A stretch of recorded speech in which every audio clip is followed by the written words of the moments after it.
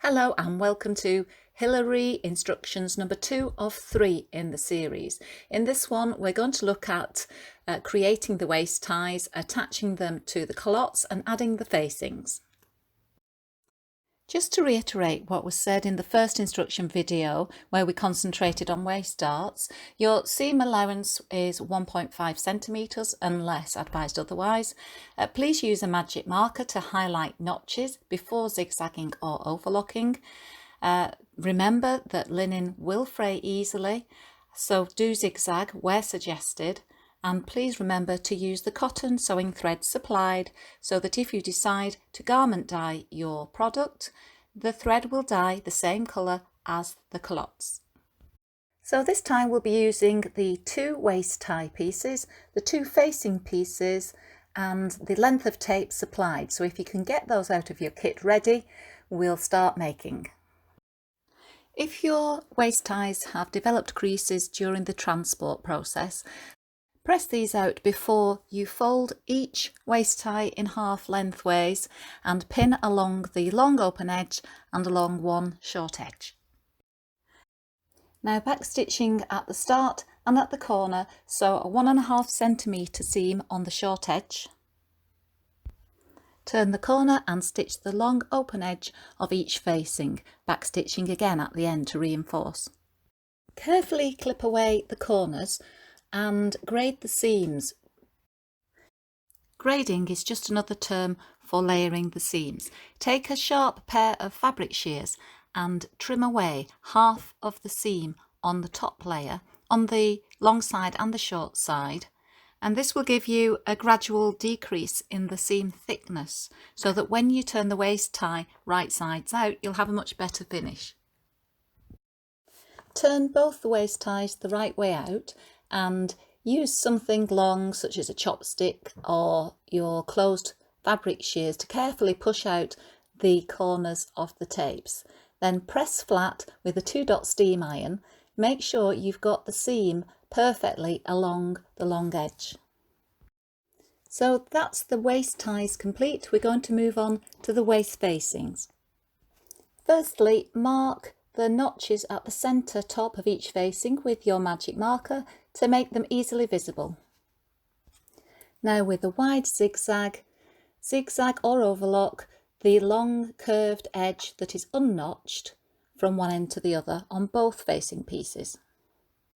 Before we attach the facing to the culotte panels, there's a little more preparation needed. On the long side edges of both panel pieces, turn in and stitch down 5 millimeters. You're essentially just turning in the zigzagged part of the edge. Your designer label will benefit from the ink being heat set to make it more colour fast to washing, so press for a few seconds your label with a 2-dot steam iron. Now pin it to the centre of one of your waist facings and top stitch into place with a small straight stitch as close to the edge as you can. I would suggest about 1 millimetre if possible. Now this facing is ready to attach to one of the panels of your culottes. They're both the same, so it doesn't matter which way, but right sides together, place the labelled facing onto one of the culotte panels, matching the centre notch to the centre seam.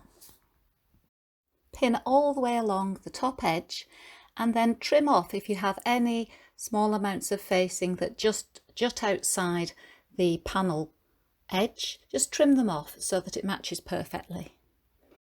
If you're just 1 millimetre out on the construction of each dart, it can lead to an accumulation of fabric at the edge, but that's fine, just trim it off. Now take the raw edge of one of your waist ties and place it in between the facing and the culotte panel, with the raw edge lined up with the facing and the side panel edge, just 3 centimetres down from the top waistline. The waist tape will be facing inside the facing, pointing towards the centre of the culottes. I would suggest you pin the waist ties towards the centre of the culotte to stop them getting trapped in the seam allowance as you sew around the edge of the facing. Now sew a 1.5 centimetre seam remembering to backstitch at the corners and sew right along the curved edge down each side of the facing. Backstitch at the start and finish of your seam. To make sure that the waist ties are securely in place, sew over them again at each side and then clip the corners and clip all along the long curved edge. Turn your facing the right way out and carefully push out the corners to make a right angle. Then on the inside, using a 2-dot steam iron, press the seam towards the facing. This will help it lie much flatter when you press on the outside. So we've nearly finished the first facing. You now need to, on the outside, press with a 2-dot steam iron the seam that you've just completed along the top and on the sides. Make sure you've got a nice sharp right angled edge at the top corners.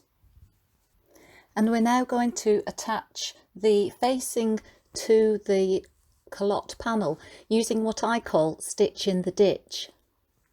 Pin the facing onto the culottes on the inside over each dart and then turn over onto the outside of the culotte panel. Now with the hand on either side of the dart line, pull the fabric apart and stitch exactly in the channel or ditch formed by the dart stitching line. Your stitches should be invisible if you do this carefully. Just stitch down to the edge of the facing line and finish with a little back stitching. Stitch in the ditch of each dart, but don't stitch in the centre seam because this would run through your designer label.